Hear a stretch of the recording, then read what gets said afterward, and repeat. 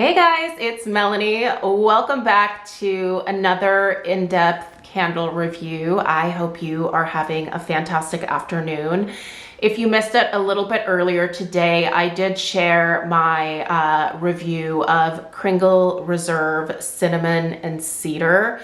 I will link that video in the description box right below this one here. So if you are curious about my thoughts on Reserve Cinnamon and Cedar, you can check that video out after this one.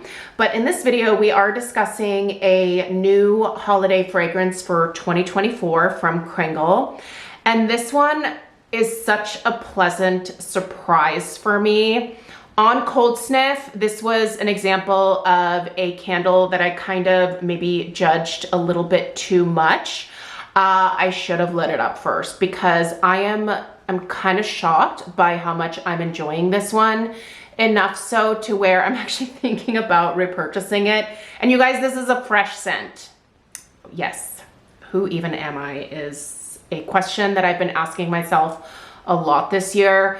I have had a lot of just changes within my body over the last few years here. Listen, I'm getting older. And as you age, your preferences and the way that you smell or experience smells can really change a lot. And I have had some really positive changes with respect to that. I've been really lucky in that I don't really have any like new dislikes. I have actually expanded my fragrance preferences personally. And this is a fresh fragrance that I have really been liking. So let's go ahead and dig into this delightful Blankets and Snowflakes. This kind of reminds me of maybe almost like a sweater weather type scent, but definitely for the holidays. So let's do the usual rigmarole here where we will read through the scent description. We'll talk about the fragrance notes. I'll tell you what I smell. We'll discuss the strength and the throw, as well as any burn issues that have come up, and then we shall wrap it up.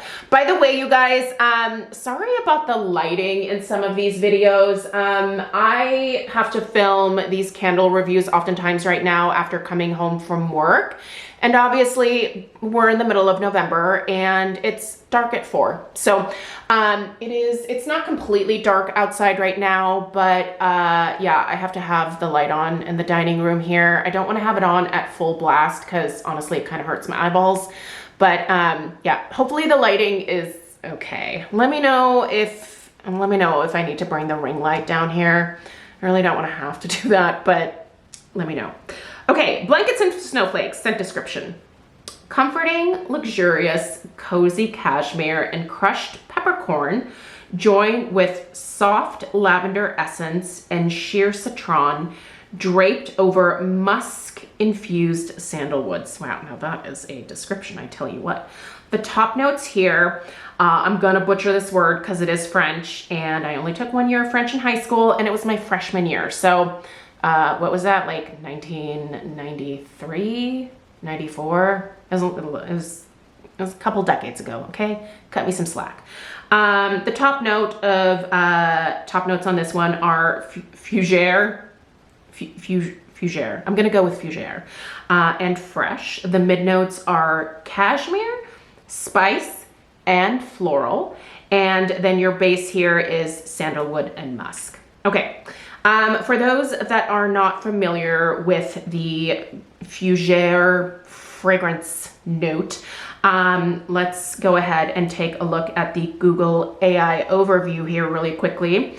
Fougere is a French word that means fern and is used to describe a type of perfume. So the type of perfume is typically fresh, grassy, or mossy. It is a subfamily of woody fragrances and is often described as classic and timeless. So in terms of what that means for this fragrance here and what I actually smell, I do think that this is mostly, I think the fougere in here is mostly adding to that freshness that's coming through with this one. It's kind of almost a cool outdoorsy type of intro into this scent. But it avoids being fresh and outdoorsy. It avoids using that like mintiness or that eucalyptus type note to get to the freshness. And I really like that, because if there's one thing that I still hate, it is eucalyptus. And it's, you know, that mintiness that is often used to do, to make fragrances appear maybe a little bit cooler in their presentation. So we're gonna go with the fresh description here of Fougere, which makes sense because also at the top we have fresh. So we're getting a lot of freshness here, a lot of outdoorsy coolness. Definitely a wintry vibe to this one, for sure. Cashmere, yes. There is this kind of typical, like almost like laundry cashmere-ness to this one. It's a very soft laundry type note to my nose, and not your typical like, you know, normal summertime laundry detergent smell. It's not anything like that. The floral component that's in here is, you guys, it's lavender.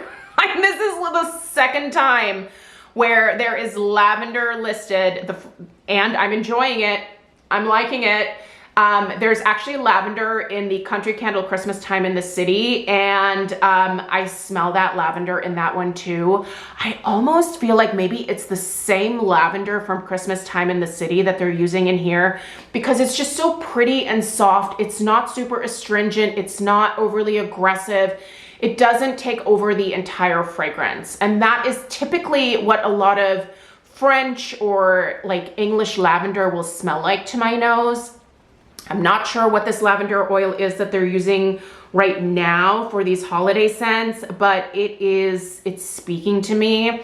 And who knows, maybe in 2025, I might become a lavender person. That would really be something. Spice. Listen, I don't get a whole lot of spice from here. I'm not sure what they are necessarily referring to. I mean, I guess it's that like crushed peppercorn that is in the scent description, but I don't know. I don't smell a crushed peppercorn. So I'm going to say that I don't get much in the way of spice from this one, but I do get the sandalwood. It's a very pretty, soft, musky sandalwood note. And it's so lovely in here, you guys. Honestly, like I said, it kind of reminds me of a winter version of Bath and Body Works Sweater Weather, but way more enjoyable, way prettier.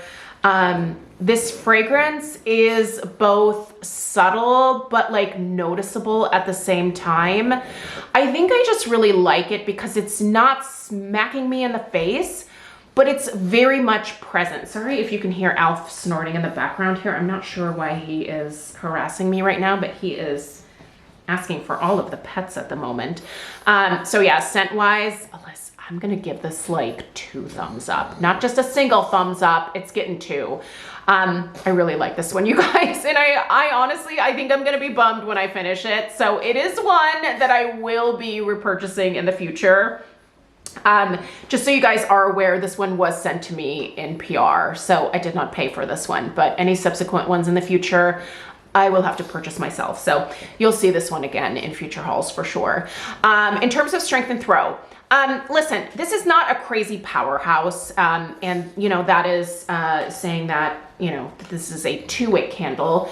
But guess what though? If you do want it to be a powerhouse, it is available in the 4-wick format. That just kind of surprised me. As I pulled this one up, I was like, whoa.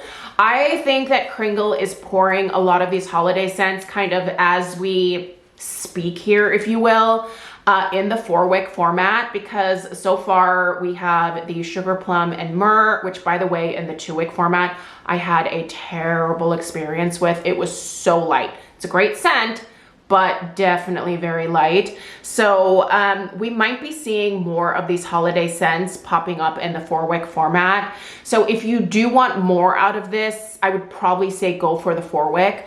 But the strength and throw of this 2-wick, I would say it kind of waffles somewhere around a 6 and a 7. Some days I feel like I smell it at more of like a level of 7. Some days it's just a touch lighter, so I put it at more of a 6. But it's pleasant, it's noticeable, it's not aggressive. So it's a really pleasant background scent. I really have been liking this one in the bedroom. I think this is a really relaxing bedroom type scent. And since it has the lavender in it, that probably makes sense. I just find it very soothing smelling, and it kind of helps lull me to sleep. Not that I fall asleep with my candles burning, but this one does linger a little bit after you blow it out. So yeah, the throw I would put probably somewhere between a 6 and a 7 as well. It's certainly not filling the bulk of the downstairs of my house, but it fills the room. It travels a little bit outside of that area, and I do have to be careful with this one about what I'm burning on the opposite end of the house. This does do well with other holiday tree type fragrances, but it does not pair well with gourmands. So avoid pairing it with gourmands, pair it with other fresh scents, and I think you'll have a very enjoyable experience with this one. Burn issues, none. I mean, this is a strength and throw that I'm very used to in the 2-wick format.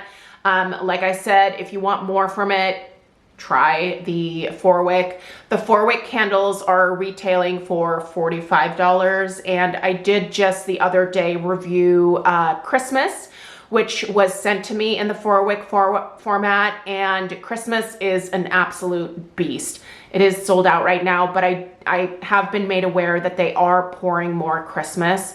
So fingers crossed that that comes back in stock here soon. Let's take a look at the wax pool. This has been lit for roughly, I would say, probably between 30 and 45 minutes. It has not fully pulled out yet though. This one fully pulls at about the hour mark. And it's so fun to look. I don't know if you guys, oh, you can kind of see, do you see little bubbles coming up? I love the bubbles in this one. It's actually kind of fun to watch. But yeah, these wicks are great. Those flames are dancing. They're nice and tall. We are not getting big mushroom tops on this one, but I do trim the wicks just a little bit. But no discoloration in the wax at all, like there has been with some of these spicier scents. It just is staying this nice creamy color that the Kringle soy wax usually stays at. So yeah, no complaints about the burn of this one here. And I am just so pleasantly surprised by this fragrance, you guys. I don't know. I mean, listen, getting old is harder, but there are a few good things that I think have come along with, you know, my body changing and my scent preferences kind of, you know, changing a little bit.